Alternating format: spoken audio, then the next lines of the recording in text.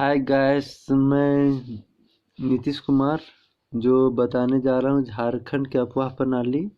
ये उड़ान के बुक से है। इसको मैं डिस्क्राइब करूँगा, तो वीडियो को गौर से देखें और ध्यान बनाए रखें। तो इस चैप्टर में देखिए अफवाह प्रणाली है, जिसमें नदियाँ, जलप्रपात और गर्म जलकुंड है। इसमें सिर्फ आज नदियाँ बताऊंगा, जलप्रपात और जलकुंड नेक्स्ट क्लास में बताया जाएगा। तो इसमें देखिए वर्षा के जल एवं अन्य जल के बहाव की समग्र व्यवस्था अफवाह प्रणाली के नाम से जानी जाती है। मतलब नदियाँ किस लिए होती है ये बता रहा है कि आप देखिए जो वर्षा का जल जो होता है वो समग्र जो बहती है एक विशेष धारा में, उसी के बारे में ये बोलता है कि ये जो वर्षा का जल है जो एक बहाव से बहती है, इसलिए इसको नदियाँ बोलते हैं। राज्य के अफवाह प्रणाली के निर्माण में जल की मात्रा, भूमि की संरचना, ढाल की तीव्रता, वनस्पति का घनत्व तथा मिट्टी की संरचना जैसे तत्व मुख्य भूमिका अदा करती है। देखिए अफवाह में जो जिसका जल की मात्रा की मतलब अफवाह में जो ढाल में भी तीव्रता होना चाहिए, वनस्पति का घनत्व भी होना चाहिए, मिट्टी की संरचना भी होनी चाहिए। इस हिसाब से राज्य में अफवाह प्रणाली का कार्य आता है। फिर देखिए नेक्स्ट पॉइंट बोलता है इसमें कि जल संसाधन विभाग झारखंड सरकार के अनुसार वर्ष 2011 से 12, देखिए इसमें जल संसाधन का अधिनियम जो आया था ये 11-12 राज्य में 32,779 मिलियन घन मीटर जल संसाधन उपलब्ध है। इसमें 27,528 मिलियन घन मीटर 84% सतही जल के रूप में तथा 5,251 मिलियन घन मीटर 16% भूमिगत जल के रूप में मौजूद हैं। राज्य के अधिकांश भाग पर आकृतिकालीन चट्टान पाए जाते हैं, जाने के कारण मृदा की छिद्रता काफ़ी कम है। साथ ही पठारी क्षेत्र होते हुए कारण वर्षा का जल तीव्रता से प्रभावित हो जाता है। परिणामतः भूमिगत जल की वर्षा काफ़ी कम होती है। जैसे देखिए ऊपर में जो टॉपिक बताया इसमें जो है वर्षा का बहाव के कारण, जबकि 5,251 जो था वो घन मीटर जो भूमिगत जल से निकलती है, लेकिन उतना जितना उससे ज़्यादा यहाँ पे 27,528 मिलियन घन मीटर जो हम लोग को वर्षा जल से प्राप्त होती है। भूमिगत जल से 5,251 होती है। वही बता रहा है इस लाइन में कि भूमिगत जल से काफ़ी कम मात्रा में पानी प्राप्त होती है। झारखंड में नदियां, जलप्रपात एवं जलकुंड अफवाह प्रणाली के मुख्य घटक ये जो थे, ये कोई क्वेश्चन ऊपर में पूछी नहीं जाएगी, जो जानकारी के लिए है, सिर्फ इसी तरह जानकारी मिलेगी आप लोग को, वो सिर्फ बताया हुआ है। क्वेश्चन यहाँ से पूछा जाता है अधिकतर। देखिए सोन नदी के अतिरिक्त झारखंड की सभी नदियां बरसाती है। देखिए सोन नदी जो है सेंट्रल का ज़्यादातर पूछा जाता है, जो अमरकंटक की पहाड़ी से आती है, तो ये पहाड़ी एरिया से आती है, लंबा दूरी, इसलिए ये इसमें बरसाती पानी की डिपेंड नहीं रहती है, इसमें हमेशा पानी रहती है, जो झारखंड में यहाँ से गुजरती है, गढ़वा ज़िले से गुजरती है। गढ़वा ज़िले से गुजरते हुए फिर बिहार में जाती है। जो जल के एक मानसून पर निर्भर है, ये गर्मी में महीने में सूख जाती हैं, ठीक ना। कठोर चट्टानी क्षेत्रों से प्रभावित होने के कारण झारखंड की नदियां नाव चलाने हेतु उपयुक्त नहीं है। देखिए यहाँ पे देखिएगा उतार चढ़ाव बहुत सारा है, इसलिए पानी जमाव नहीं होता है, इसलिए यहाँ की नदियाँ जो है वो नाव इसमें चलाया नहीं जा सकता है, इसलिए यहाँ पे ज़्यादा नहीं है। सिर्फ एकमात्र ऐसी नदी है जो मयूराक्षी, जिसको मोर नदी भी बोलते हैं, उसमें नाव चलाने के लिए उपयुक्त है। मयूराक्षी नदी ये आपको त्रिकुट की पहाड़ी से आती है, ये देवघर से, तो उसमें नाव चलाने हेतु किया जाता है। एकमात्र नदी है झारखंड की। झारखंड की नदियाँ को प्रवाह की दिशा के अनुसार उत्तरवर्ती एवं पूर्ववर्ती, दक्षिणवर्ती नदियों से विभाजित किया जा सकता है। देखिए झारखंड में नदियाँ देखिएगा तो 3 तरह से बहता है। एक देखिएगा तो उत्तर की ओर जाएगा, एक जाएगा दक्षिण की ओर, एक जाएगा पूरब की ओर। पूरब की ओर जाएगी वो देखिएगा आप जैसे गोदावरी नदी हो गया वो पूरब की ओर जाती है। सोन नदी हो गया उत्तर की ओर जा रही है। दक्षिण की ओर देखिएगा तो आप ये कारो सोन रेखा जाती है। तो इस टाइप का डिस्क्राइब बता रहा है। वे नदियाँ जो पठारी भाग से निकलकर उत्तर की ओर प्रवाहित होती है। देखिए पठारी भाग से निकलकर उत्तर की ओर जा रही है, जैसे बिहार तरफ जाती है। ये देखिए गंगा जो होती हुई गंगा या उसकी सहायक नदी में मिल जाती हैं, उसे उत्तरवर्ती नदी कहते हैं। जैसे देखिए एग्जाम्पल में कौन कौन नदी है, सोन है, उत्तरी कोयल है, उत्तरी कोयल, यही पलामू वाला सब जानते होंगे। ये मेदिनीनगर इसी नदी के किनारे बसा हुआ है। सोन गढ़वा में घुसती है और ये पलामू होते हुए निकल जाती है, बिहार में गुजरती है। पुनपुन भी देखे होंगे आप लोग। फिर फल्गु ये गौतम बुद्ध यही नदी की, इसको निरंजना नदी भी बोलते हैं। बिहार में गया इसे यही नदी किनारे है, बोध गया यहीं पे। चानन आदि झारखंड की प्रथम उत्तरवर्ती नदियां हैं, प्रमुख उत्तरवर्ती नदियां हैं, सॉरी। वे नदियां जो पठार से दक्षिण भाग से निकलकर पूर्व या दक्षिण की ओर प्रवाहित होती है। देखिए पूर्व या दक्षिण की ओर, जैसे ऊपर से नीचे झारखंड की नीचे ओर, जैसे देखिए नीचे ओर कहाँ पे उड़ीसा हो गया, ये फिर पूरब में हो गया वेस्ट बंगाल। उन्हें पूर्ववर्ती दक्षिणवर्ती नदी कहते हैं। जैसे देखिए दामोदर देखिएगा बहुत फेमस नदी है। ये गोंडवाना को भाग करते हुए ये देखिएगा, अक्सर देखिएगा ये रांची को और हजारीबाग को ये बॉर्डर पे पड़ता है, ठीक ना।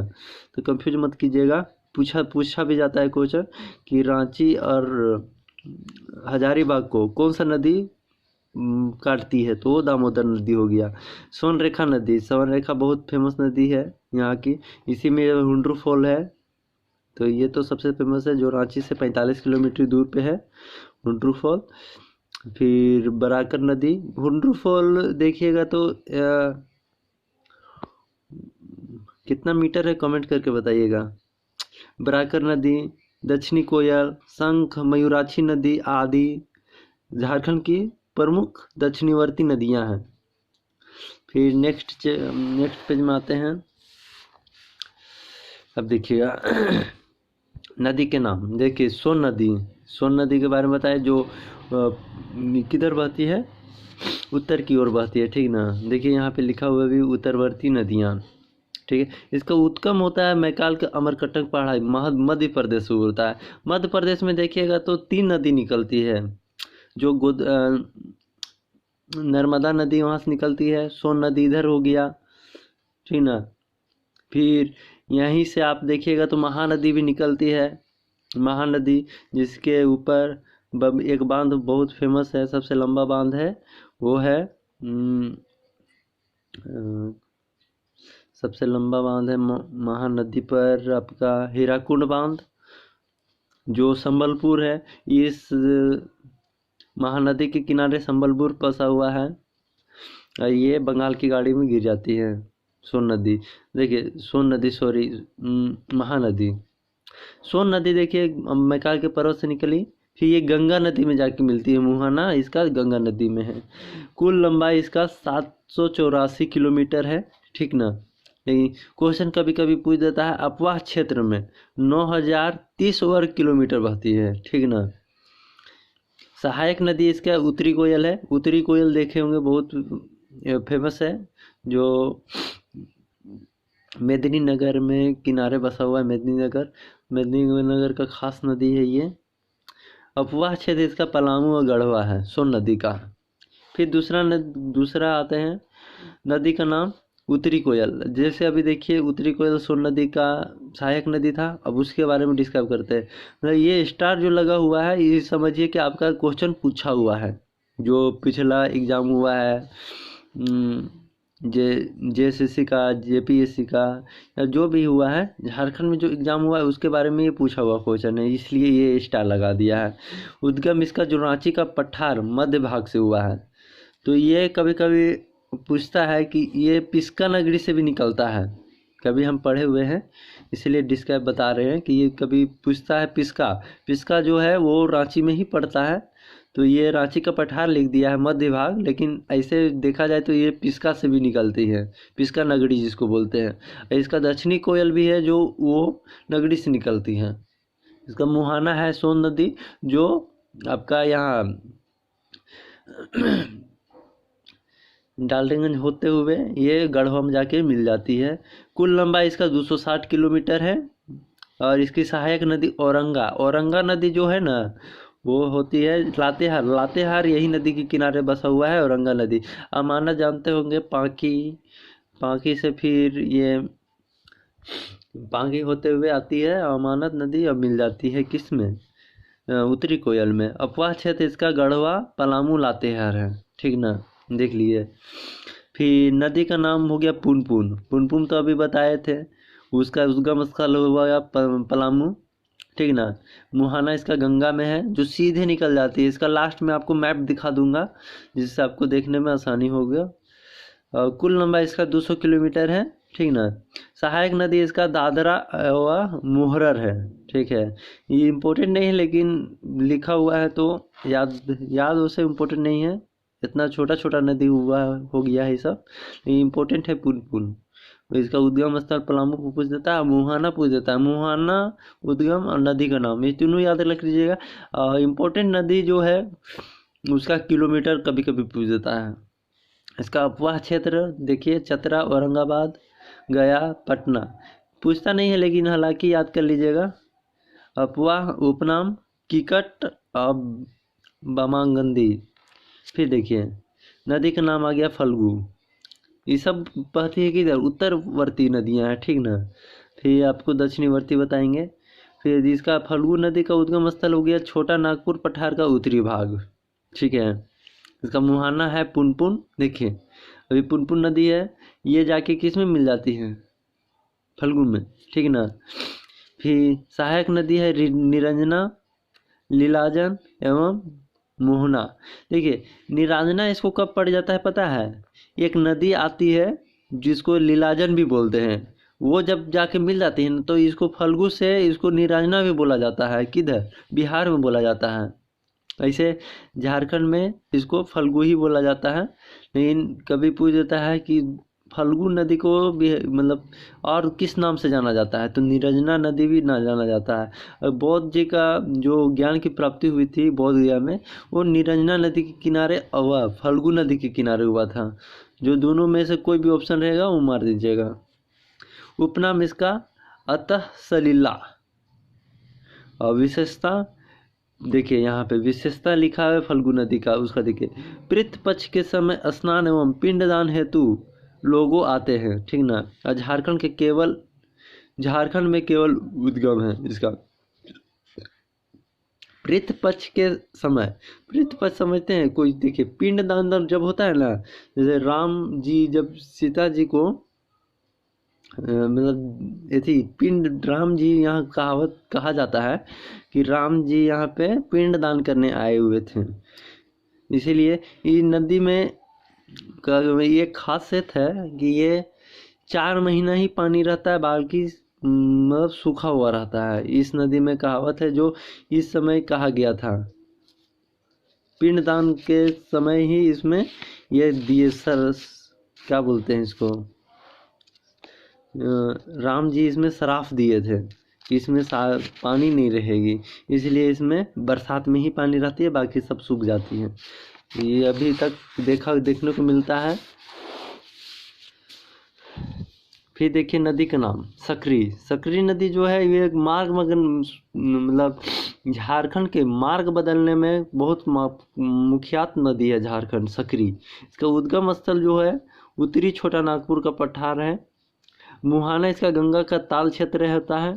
सहायक नदी इसका क्यूल और मोरहर है, ठीक ना। उपनाम इसको सुमागंधी है, विशेषता इसका मार्ग बदलने हेतु कुख्यात है, ठीक ना। तो इसमें इम्पोर्टेंट ये हुआ, और एक सकरी नदी और इसका उद्गम स्थल, बस यही तीनों आप याद कीजिएगा इसमें, इससे आगे नहीं पूछेगा इसमें। फिर नदी का नाम चाचन, इसका देखिए यहाँ पे उद्गम स्थल होता है छोटा नागपुर का पठार, और मुहाना इसमें सकरी, और इसमें उपनाम हो गया इसका पचाने और पचाचन।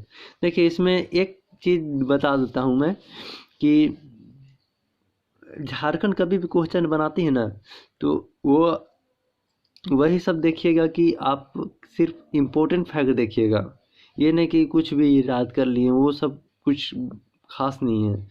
तो इसमें ये सब कुछ इम्पोर्टेंट नहीं है, ठीक ना।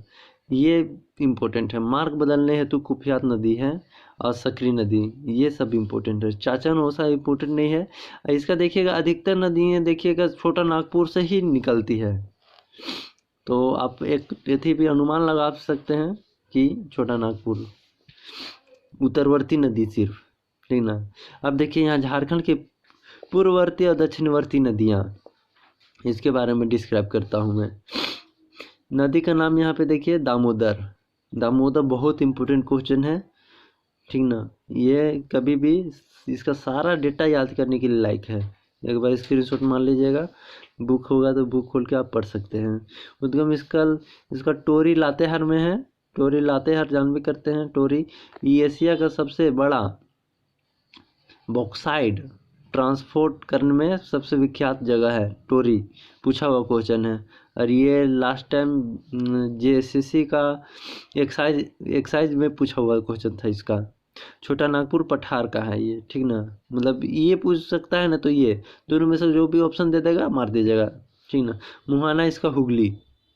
तो कभी कभी क्वेश्चन पूछ देता है, आदमी कंफ्यूज हो जाता है, ठीक ना, कि वेस्ट बंगाल का शोक किसको कहता है, तो ये दामोदर नदी है, ना कि हुगली। बहुत कुछ सोचते हैं कि ये झारखंड की नदी है तो हुगली कैसे होगा, मतलब दामोदर कैसे होगा, तो नहीं, दामोदर वेस्ट बंगाल का शोक है दामोदर नदी, ठीक ना, याद रखिएगा। इसका कुल लंबाई देख लीजिए 592 किलोमीटर है, ठीक ना। इसको मील में भी कभी कभी पूछ देता है तो 368 मील होता है। झारखंड में लंबाई इसका 290 किलोमीटर है। तो ये पूरा आपको बताया है वेस्ट बंगाल तक का, लेकिन यहाँ पे झारखंड का भी पूछ देता है 290 किलोमीटर, ये याद रखिएगा इस नदी। अपवाह क्षेत्र इसमें देखिए 12,800 वर्ग किलोमीटर, देखिए पूछा हुआ भी क्वेश्चन है, तो ये भी याद रखिएगा 12,800। जैसे आपको सोन नदी में भी बताया था मैं कि इसका वर्ग किलोमीटर में पूछता है क्वेश्चन।